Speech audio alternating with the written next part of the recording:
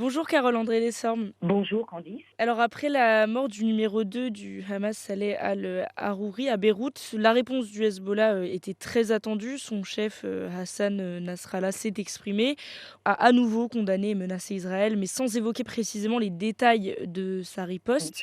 D'abord, Mmh. est-ce que le Hezbollah et l'Iran, de façon générale, a les moyens de s'enliser dans une guerre au Proche-Orient? Très clairement, non. D'abord, aucun intérêt l'un comme l'autre de s'engager dans une guerre qui touche toute la région. L'Iran mise plutôt sur la stratégie asymétrique, mais ça c'est vraiment la stratégie classique du régime iranien. Et ils n'ont aucun intérêt à le faire parce qu'ils perdraient gros tous les deux en fait. C'est-à-dire que s'ils s'engagent plus avant dans une confrontation plus directe avec Israël, ils seront les grands perdants l'un comme l'autre. Et quant au discours, je voudrais juste revenir 30 secondes sur le fameux discours qui était plutôt le discours habituel en fait qu'il tient depuis le début de ce conflit, c'est-à-dire en veillant à ne pas dépasser la ligne rouge. Et bien sûr, il réitère ses menaces, bon ça c'est le grand classique, mais il y a toujours un équilibre en tout cas qui est maintenu. En fait, il doit ménager un équilibre de dissuasion tout en satisfaisant aussi sa base, en menant un discours agressif, mais sans dépasser les limites. Et depuis mi-octobre, Washington a recensé plus d'une centaine d'attaques, contre leurs troupes et même celles de la coalition, internationale, basée en Syrie et en Irak. Encore ce Oui. jeudi, 2 membres, d'une faction pro-iranienne, ont été tués dans une frappe américaine à Bagdad. Là Mhm. encore, quel est le risque d'une, extension du conflit dans ces pays? Non, il reste en fait pour l'Iran là aussi. Bon, on ne sait jamais. Comme on dit, il peut toujours y avoir un dérapage, mais l'Iran veille à maintenir en fait une pression maximum, mais sans aller au-delà, c'est-à-dire sans que ça déborde. Au final, le régime iranien obtient pour l'instant ce qu'il souhaite, c'est-à-dire mettre une pression maximale dans toute la région sans s'engager directement dans des affrontements. Ça lui coûterait beaucoup trop cher.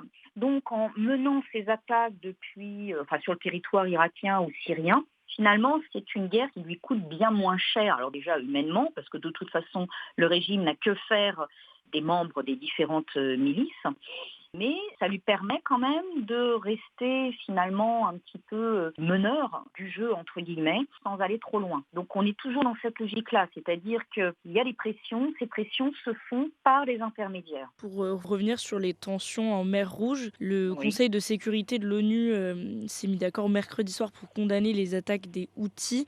Pas vraiment pour les mêmes raisons, ils ont quand même abouti à une déclaration commune sur, la liberté de navigation qui ne peut pas être entravée.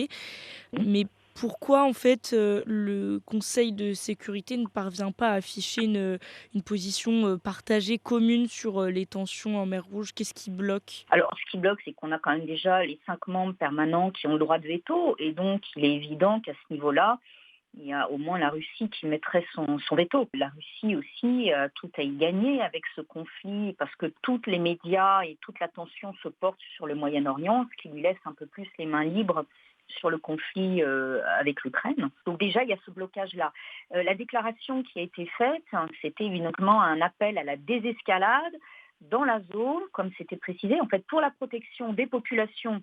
Bon, ça, on va dire, c'est classique. Des gens en mer et surtout des chaînes d'approvisionnement mondiales. C'est surtout ça qui inquiète en fait, parce que c'est 15% du commerce mondial qui transite par la mer Rouge. Et il est évident aussi que la coalition des 12 pays qui a été formée pour justement protéger le golfe d'Aden et la mer Rouge, cette coalition n'a pas la capacité non plus d'étendre en tout cas ses opérations sur toute la surface de la mer Rouge. Donc cette désescalade, c'est surtout les inquiétudes parce que ça va, et on va ressentir très prochainement les effets. De toute façon, avoir des impacts, et notamment l'inflation aussi sur les prix, sur les produits, puisqu'on a là 18 transporteurs qui viennent de décider de contourner la mer Rouge, parce qu'il y a trop de menaces en fait, et qui ont déjà annoncé qu'ils allaient évidemment augmenter les prix.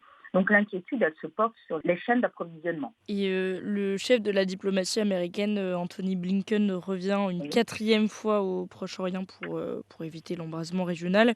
C'est déjà la quatrième fois qu'il vient, mais concrètement, qu'est-ce que ces visites peuvent changer? C'est surtout pour éviter une escalade, mais concrètement, tant que les États-Unis finalement n'exerceront pas une pression réelle sur le gouvernement israélien, et je pense en particulier à Netanyahou, rien ne se passera. Il n'y a rien de concret parce que les États-Unis continuent à soutenir le gouvernement israélien. Donc, tant qu'on reste dans cette logique-là, oui, ce que peut faire Blinken, c'est essayer en tout cas tout faire pour éviter qu'il y ait une escalade. Mais ça reste à ce niveau-là.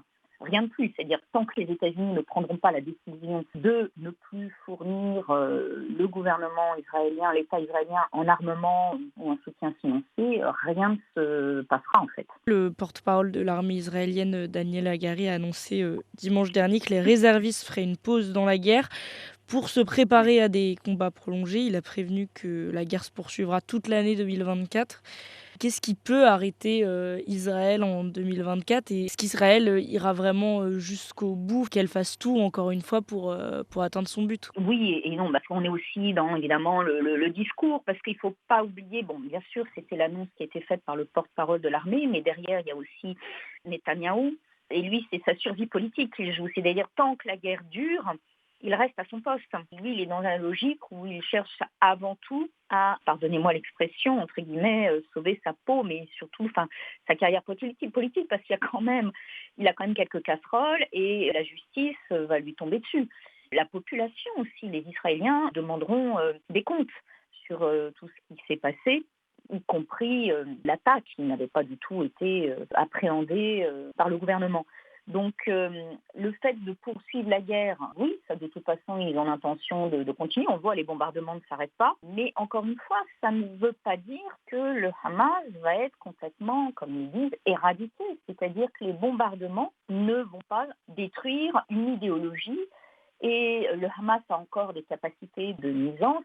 Et même si un chef, bon là on a eu le numéro 2 qui était au Liban, qui a été tué, mais vous savez, il y en a un autre qui prend le relais. Je veux dire, c'est pas ça qui arrêtera l'organisation. Et puis, il y a un risque, c'est plus qu'un risque, parce qu'on parle déjà d'une radicalisation supplémentaire, y compris en Cisjordanie. Parce que même si le Hamas n'a plus la même popularité dans la bande de Gaza, par contre, il a une popularité qui est en train de grimper en Cisjordanie. Et là, il peut y avoir aussi un risque d'escalade, bien évidemment. Donc ça ne veut pas dire que poursuivre cette guerre, c'est pas parce qu'il y aura encore des bombardements, ce sont quand même les civils qui payent le prix fort, que le Hamas disparaîtra. Et même si le Hamas disparaît, il y aura une autre organisation qui prendra le relais. Le problème, finalement, se place bien au-delà. C'est-à-dire, c'est sur le fait d'abord que rien n'a été fait depuis les accords d'Oslo pour qu'il y ait véritablement une paix, une vraie paix, et puis une solution à deux États, ce qui semble évidemment de plus en plus éloigné comme perspective. Il ne faut pas oublier aussi qu'en 2024, il y a l'élection présidentielle aux États-Unis. Que ce soit Netanyahou ou d'autres, d'ailleurs, ils espèrent bien que Trump sera élu à la présidence des États-Unis. Donc, ils jouent aussi cette carte-là. Et donc, 2024, c'est un moyen aussi, en déclarant que il y a bien la guerre durera. De toute façon, c'est clair que là, les combats ne sont pas prêts de s'arrêter dans l'immédiat, ça c'est évident. Mais on joue aussi cette carte des élections aux États-Unis, un dirigeant qui serait plus favorable au gouvernement israélien en place. Quand Josep Borrell, chef de la diplomatie européenne, estime que la solution viendra forcément de l'extérieur et que Israël et les Palestiniens ne parviendront jamais à un accord, est-ce que vous partagez cette analyse? Comment on peut envisager l'après-guerre et une solution à deux États, quoi? Le problème qui se pose, c'est que, effectivement, il déclare que la solution viendra de l'extérieur, mais jusqu'à maintenant, elle n'est pas venue de l'extérieur. Rien n'a été fait, en fait.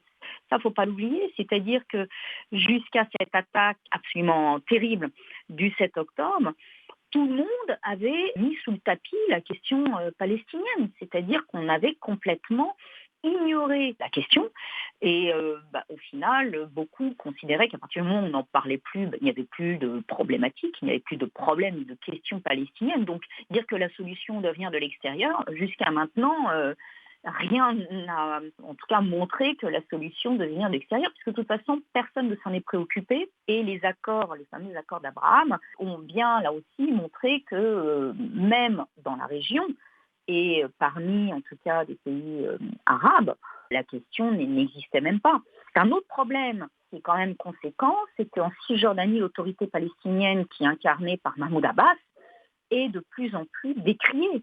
et qu'on ne voit pas comment ce représentant, en tout cas, pourrait signer quoi que ce soit comme accord, parce que de toute façon, aux yeux d'un grand nombre de Palestiniens, c'est un régime là aussi corrompu et qui n'a rien fait jusqu'à maintenant. Il se peut qu'au final, l'Israélien soit obligé à terme de négocier avec le bureau politique du Hamas, qui à l'heure actuelle est absolument inenvisageable.